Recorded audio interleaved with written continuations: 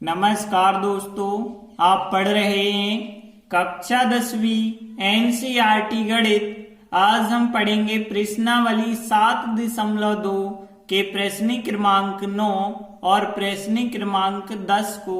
तो ध्यान से समझना। तो देखिए, मध्य बिंदु के बारे में हम पढ़ चुके हैं। यदि हमारे पास दो बिंदु x1 y1 और x2 y2 हैं, तो इनको मिलाने वाला जो रेखाखंड होगा उसका यदि हमें मध्य बिंदु निकालना है तो कैसे निकालते हैं? x वाले निर्देशांकों को जोड़ के आधा करना है, मतलब x1 और x2 को जोड़ के आधा करेंगे, मतलब बटे 2 करेंगे, और y1 और y2 को जोड़ के भी आधा करेंगे। तो ये कहलाते हैं मध्य बिंदु के निर्देशांक। अब देखिए प्रश्न 9 क्या है। एक बिंदु A है और एक बिंदु B है। इन दोनों को जोड़ने वाला एक रेखाखंड AB होगा।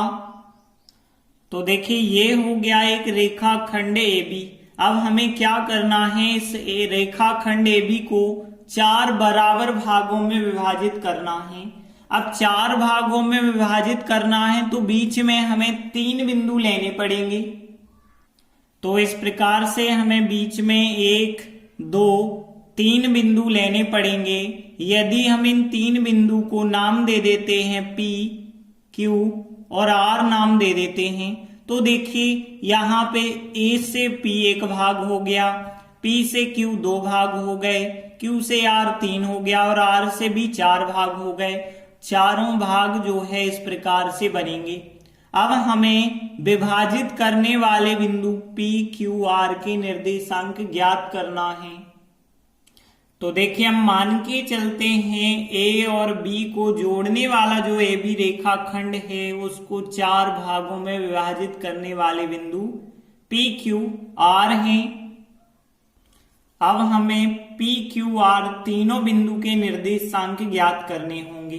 तो देखिए सबसे पहले हम इस Q बिंदु के निर्देशांक ज्ञात करते हैं। कैसे ज्ञात कर पाएंगे? देखिए यहाँ A, B एक रेखाखंड है और Q बिल्कुल बीचों बीच आ रहा है, क्योंकि देखिए 1 और 1 2 भाग पे Q और यहां से 1 और 1 2 भाग पे Q आया है।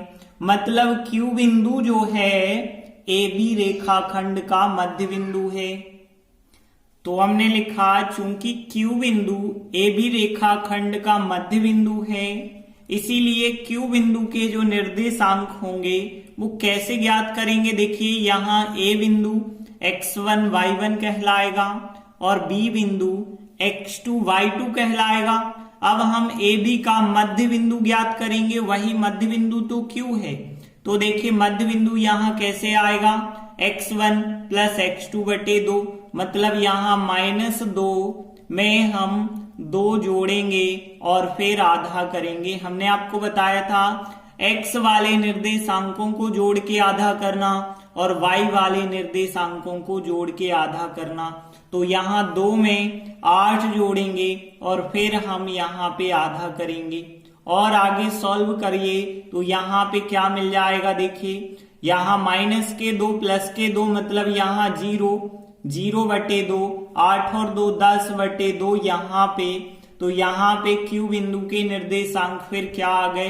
0 बटे 2 का मतलब है 0 और 10 बटे 2 का मतलब है 5। तो यहाँ Q बिंदु के निर्देशांक आ गए 0, 5। तो हमने Q बिंदु के निर्देशांक तो ज्ञात कर लिए हैं। अब हम P बिंदु के निर्देशांक ज्ञात करते हैं। तो देखिए यहाँ चित्र में यहाँ A से Q तक चलिए आप। जब A से Q तक जाएंगे तो P बिंदु यहाँ मध्य में मिलेगा, क्योंकि एक भाग इस तरफ एक भाग इस तरफ है। तो हम कह सकते हैं कि जो P बिंदु है AQ रेखाखंड का मध्य बिंदु है। तो हमने लिखा कि P बिंदु जो है AQ का मध्य बिंदु है, इसीलिए P बिंदु के यदि हम निर्देशांक निकालेंगे तो देखिए जब A और Q का मध्य बिंदु है तो यहाँ पे मध्य बिंदु का फार्मूला लगाएंगे हम x1 प्लस x2 बटे 2, y1 प्लस y2 बटे 2, x1 y1 ये कहलाएंगे और x2 y2 ये कहलाएंगे। तो देखिए यहाँ P बिंदु के निर्देशांक x वालों को जोड़ के आधा करेंगे तो -2 में 0 जोड़ेंगे और फिर आधा करेंगे तो -2 में 0 जोड़ के आधा किया, और फिर 2 में 5 जोड़ेंगे फिर आधा करेंगे तो 2 + 5 और बटे 2 किया, और आगे सॉल्व करेंगे तो देखिए यहाँ -2 में 0 जोड़ो, -2 बटे 2 आ गया, 2 और 5 7 बटे 2 आ गया, और आगे यदि आप सॉल्व करेंगे तो यहाँ पे -2 बटे 2 मतलब यहाँ माइनस का 1 आ जाएगा, 2 का 2 में भाग एक बार जाता है। अब 7 बटे 2 यदि हम देखें तो 7 में 2 का भाग नहीं जाएगा, तो 7 बटे 2 ही आप लिखा रहने दें। ये हो गए P बिंदु के निर्देशांक। अब आगे देखिए यहाँ पे R बिंदु के निर्देशांक और ज्ञात करने हैं। यदि हम QB रेखाखंड को देखें तो यहाँ पे R बिल्कुल बीच में मिलेगा। क्यों मिलेगा? क्योंकि एक भाग इस तरफ है, एक भाग इस तरफ है, तो R बिंदु QB रेखाखंड का मध्य बिंदु होगा। तो हम लिखेंगे कि R बिंदु QB रेखाखंड का मध्य बिंदु है, इसीलिए R बिंदु के निर्देशांक, तो इसके लिए हमें Q और B बिंदु का मध्य बिंदु निकालना होगा। कैसे निकालेंगे?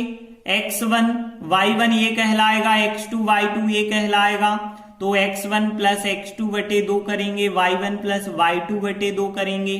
तो यहाँ पे हम फार्मूला लगाते हैं, तो यहाँ x वाले निर्देशांकों को जोड़कर आधा कर देते हैं, y वाले निर्देशांकों को जोड़कर आधा करते हैं, तो 0 और 2 को जोड़ेंगे और आधा करेंगे, 5 और 8 को जोड़ेंगे और आधा करेंगे, तो इस प्रकार से होगा। और आगे सॉल्व करेंगे तो 0 में 2 जोड़ा तो 2 बटे 2 आ गए, और 8 और 5 13 बटे 2 हो गए।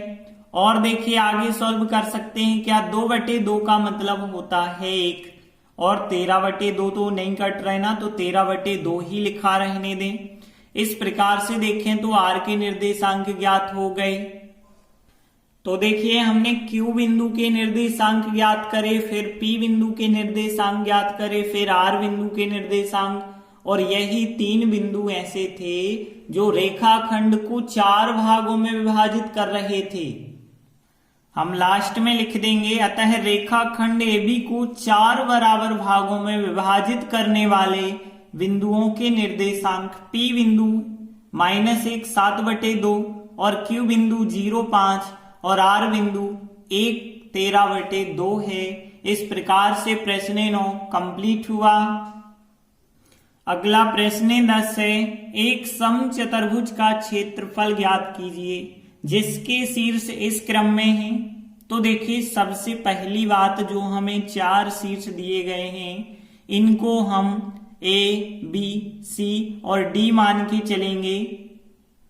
तो देखिए हम मान के चले समचतुर्भुज के शीर्ष क्रमशः पहला शीर्ष A मान लिया, फिर B मान लिया, फिर C और फिर D मान लिया।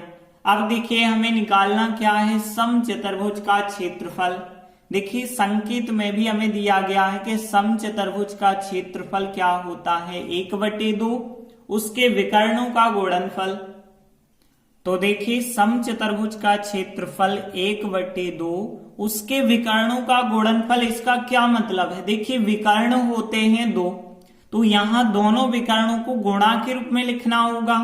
तो यहाँ पे गुणा के रूप में कैसे लिखेंगे, एक विकर्ण होता है AC और एक विकर्ण होता है BD। आप ध्यान रखना, जब तक हमें विकर्णों के नाम पता नहीं होंगे तब तक सवाल नहीं बनेगा। तो एक विकर्ण कहलाएगा AC और एक विकर्ण कहलाएगा BD। मतलब हमें फार्मूला लगाना पड़ेगा 1/2।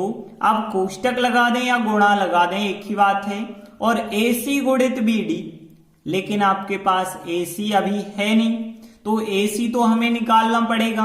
अब AC क्या है, A और C के बीच की दूरी है, और BD भी हमें निकालना पड़ेगा, मतलब B और D के बीच की दूरी निकालनी होगी। तो सबसे पहले हम ये दोनों दूरियां ज्ञात कर लेते हैं, फिर ये फार्मूला लगा देंगे। तो इसीलिए पहले हम AC निकालते हैं, मतलब A और C के बीच की दूरी। अब देखिए दूरी करनी के अंदर होती है और फार्मूला आपको पता होगा x2 - x1 का वर्ग प्लस y2 माइनस y1 का वर्ग। देखिए यहाँ पे हम a और c के बीच की दूरी निकाल रहे हैं, तो आपको c में से a वाले बिंदु को घटा के वर्ग करना है।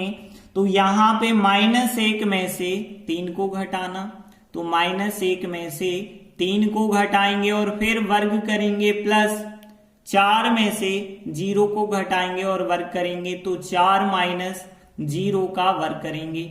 और आगे यदि आप सॉल्व करते जाएंगे तो देखिए यहाँ पे क्या मिलेगा, माइनस का 3 माइनस का 1 माइनस के 4 हो गए, फिर वर्ग, और यहाँ 4 माइनस 0 करेंगे तो 4 हो जाएगा वर्ग।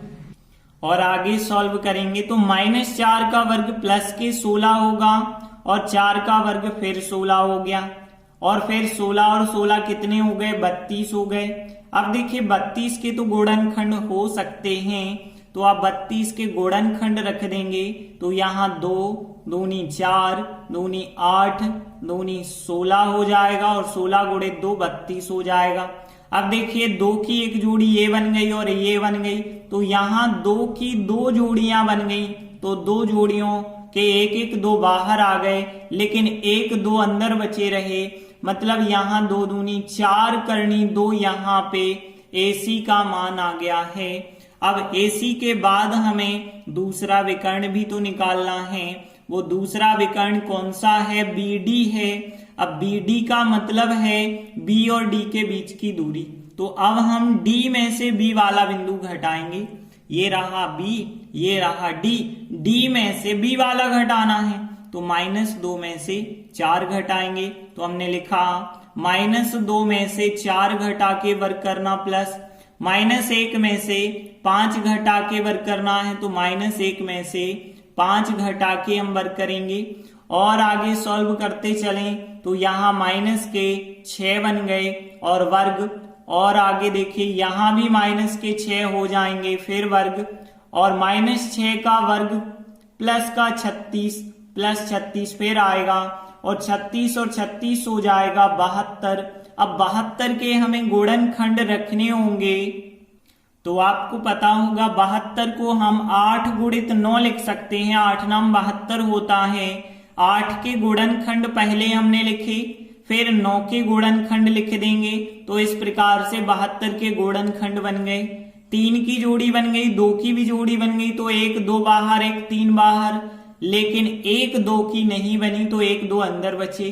3 दूनी 6 करनी 2 आ गया दूसरे विकर्ण BD का मान। इसीलिए समचतुर्भुज ABCD का क्षेत्रफल हमने आपको क्या बताया, 1/2 और दोनों विकर्णों का गुणनफल, पहला विकर्ण AC है और दूसरा विकर्ण BD है। अब देखिए आगे इसी को सॉल्व करेंगे तो यहाँ 1/2 AC का मान हमने निकाला है 4 करनी 2 आया है, गुणित BD का मान कितना आया है 6 करनी 2 आया है। देखिए आगे जब आप सॉल्व करेंगे तो यहाँ पे देखिए 2 से 4 को काट सकते हैं, तो 2 एकम 2 2 दूनी 4, यहाँ 2 करनी 2 बचा और गुणित है 6 करनी 2। अब ध्यान देना गुणा कैसे करना है, 2 का 6 से गुणा होगा 12, करनी 2 का करनी 2 से गुणा होता है, तो करनी 4 मतलब 2 बाहर आ गए, तो यहाँ पे करनी 2 और करनी 2 का गुणा 2 होता है, ध्यान रखना। और 12 दूनी 24 यहाँ पे हमारा आंसर होगा। लेकिन क्षेत्रफल हमेशा वर्ग इकाई या वर्ग मात्रक में लिखा जाता है, तो यहाँ हम पीछे लिख देंगे वर्ग इकाई या वर्ग मात्रक, और हम लास्ट में लिख देंगे अतः समचतुर्भुज का क्षेत्रफल 24 वर्ग मात्रक है। इस प्रकार से 10वां प्रश्न भी कंप्लीट हुआ। धन्यवाद।